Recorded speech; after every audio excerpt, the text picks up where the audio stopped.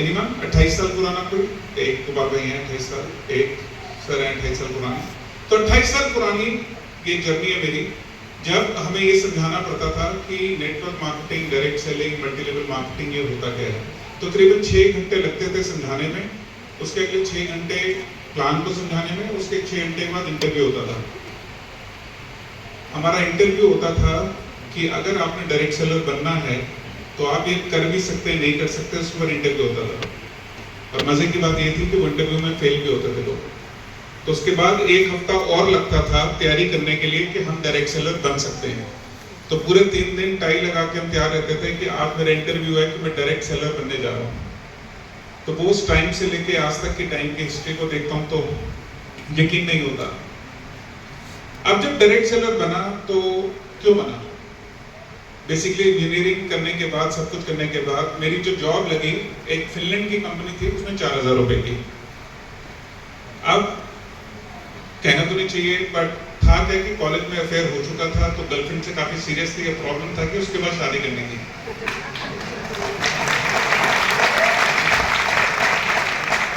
अब 4000 रुपए में शादी तो हो नहीं सकती थी।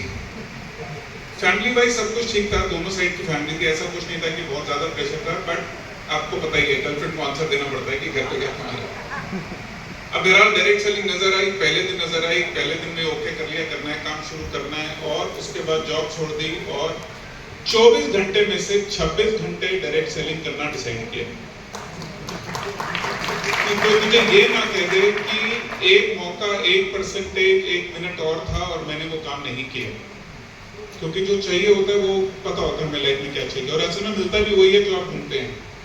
असल में को वो कुछ नहीं मिलता आपको, जो आप सोचते हैं, आप जो चाहते हैं वो मिल जाता है आपको। ये मैं अपनी लाइफ का एग्जांपल है आपके सामने। फिलहाल काम करना शुरू किया, लेकिन मजेदार बात ये थी कि जिस कंपनी के साथ मैं काम कर रहा था, उस कंपनी के जो ओनर थे उनको ये नहीं पता था कि ये कंपनी चलेगी कैसे। अब मैं तो भागने को तैयार हूँ, मेरी गाड़ी भी तैयार है, मेरा इंजन भी तैयार है, मैं मेहनत भी कर रहा हूँ, मैंने सब कुछ छोड़ के इस पे कर रहा हूँ। साल 2 साल के अंदर वो कंपनी बंद हो गई और हमारा जितना करियर था, जितना हमारा फ्यूचर था, वो सब स्टेज पे आ गया। बट उन दिनों एक क्वेश्चन निकल के आया, जब मैंने अपने ओनर से पूछा, एमडी साहब से पूछा, मैंने कहा सर आपको तो चलो नहीं समझ में आ रहा कि आपने क्या करना है, आप किसी से सलाह क्यों नहीं लेते? क्योंकि हम इतने सारे लोगों का करियर आप पे लगा हुआ है, तो आपको किसी से बात करनी चाहिए। तो तब पता चला कि सरकार ने कोई कानून ही नहीं है। तो 27 साल पहले तो एकदम झटका लगा कि यार ये तो हम गलत इंडस्ट्री में तो नहीं आ गए हैं। फिर ये समझ में आया कि जब हम ढूंढने लगे लोगों को कि हमें कौन बताएगा कि हम ठीक है या गलत है, तो कोई है ही नहीं। तो कुल मिला के ये समझ में आया कि हमारे ठीक होने से या गलत होने से कुछ नहीं होता, हमें सलाह देने वाले भी लोग चाहिए, हमें एक सपोर्ट सिस्टम चाहिए जिससे हम एक अच्छी कंपनी, अच्छा एक नेटवर्क बना सके।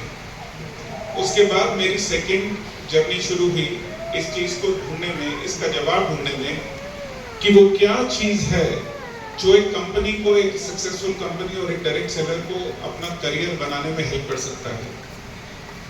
तो पिछले 25 साल मेरे उसी जवाब के आंसर में गए और उनके दौरान काफी कुछ चीजें बनी, एसोसिएशन बनी, डायरेक्ट सेलिंग टुडे मैगजीन बनी, इंडियन डायरेक्ट सेलिंग डे बना। बट वो जर्नी आज भी जारी है। बस आपको सिर्फ एक चीज बताना चाहूंगा, 28 साल पहले हमारे पास ये क्वेश्चन था कि ये इंडस्ट्री क्या है, और आज कई लोग मुझसे पूछते हैं कि सर 28 साल हो गए तो अब तो सबको पता है इस इंडस्ट्री को, तो अब आगे है क्या? अब तो सबने देख लिया, सबने जान लिया, सबने कर लिया, अब उसका फ्यूचर क्या है? कभी कभार मन में क्वेश्चन आता होगा कि सुनो बट अब आप सोचो एक चीज, एक्चुअल में कानून तो बना 2021 में, तो आज क्या है 2026। टेक्निकली इंडिया में ये इंडस्ट्री एक्चुअली सिर्फ 5 साल में बनी। तो आप ये सोचो कि अगर आज हम 5 साल में ये इंडस्ट्री 23, 24, 25 हजार करोड़ तक पहुंच चुकी है, जब अभी ये बिजनेस शुरू नहीं हुआ है, आप लोग कहां जाएंगे? इसका आप 1 मिनट अंदाजा लगा के सोचना कि ये इंडस्ट्री अभी शुरू नहीं हुई तो आज आप यहाँ हैं, आपके मैं वो PM सुन रहा था कि कितने लेवल के आपके पे आउट्स हैं। फिर सोचिए जब ये इंडस्ट्री शुरू होगी तो क्या होगा। तो आप में से जितने भी लोगों को लगता है कि वो बहुत सीनियर हो गए हैं, उन्होंने काम कर लिया है, उन्होंने सब कुछ देख लिया है, वो सब जानते हैं, बट मैं आपको जनरली बता सकता हूँ ये इंडस्ट्री हिंदुस्तान में सिर्फ शुरू हुई है।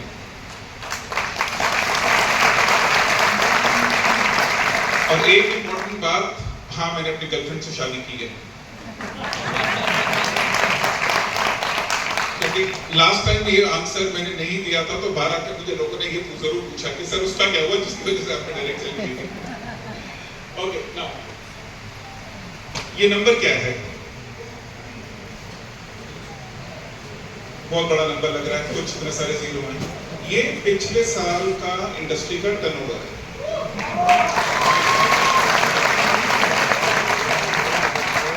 तो हमें से कोई कहता है कि इंडस्ट्री बंद हो गई है, कोई काम नहीं कर रहा है, यहाँ पे जितने मनी सर्कुलेशन वाले आ गए हैं, ये फ्रॉड काम करते हैं, ठीक काम करने वाला कोई बचा नहीं है, मेहनत कोई करता नहीं है, तो उनको ये नंबर दिखाना सर ये इंडस्ट्री अभी भी इतना टर्नओवर कर रही है, ये भी पिछले साल का टर्नओवर है, इस साल का 2025 का क्लोजर का टर्नओवर का रिजल्ट अभी आना है। इंटरेस्टिंग चीज, ये जो टर्नओवर है इसका 80% बिजनेस असल में बहुत ही कम कंपनियों से आ रहा है, यानी वो कंपनी जो किसी एसोसिएशन में है, किसी एसोसिएशन का पार्ट है, जहाँ पे वो एथिकल होने के लिए, लीगल होने के लिए काम करती हैं, 80% बिजनेस उससे आ रहा है। यानी कि अगर आपको कभी ये सोचना पड़े कि कंपनी ठीक या गलत है, तो बहुत बड़ा एक मापदंड ये भी आ गया है कि वो कितना बिजनेस उस एसोसिएशन से आ रहा है। ये जो मैंने आपको डेटा दिया है ये इंडस्ट्री का डेटा है जिसमें पूरी रिसर्च करके दिया गया है। फिटसी जो हमारी एसोसिएशन है जिसमें आज तकरीबन 26 कंपनीज काम करती हैं, ये इंडस्ट्री की सारी रिपोर्ट उस वहां से निकाली गई है। तो ऐसा नहीं है कि ये डेटा कहीं पे एक्सेल पे डाउनलोड किया गया है, इस डेटा को वेरीफाई करके डिलीवर किया गया है।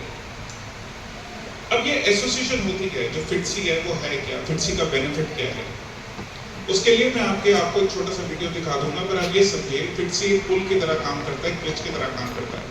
डायरेक्ट सेलर्स को क्या चाहिए बिजनेस करने के लिए, वो अपनी कंपनी ओनर्स को बताते हैं, कंपनी ओनर्स वो चीज़ डिस्कस करते हैं और एसोसिएशन में आती हैं और उसकी अलाइनमेंट होती है कि वो क्या चीज़ ठीक है गलत है, फिर उसका प्रोसेस बनता है, फिर वो सरकार से डिस्कस होती है जिसके साथ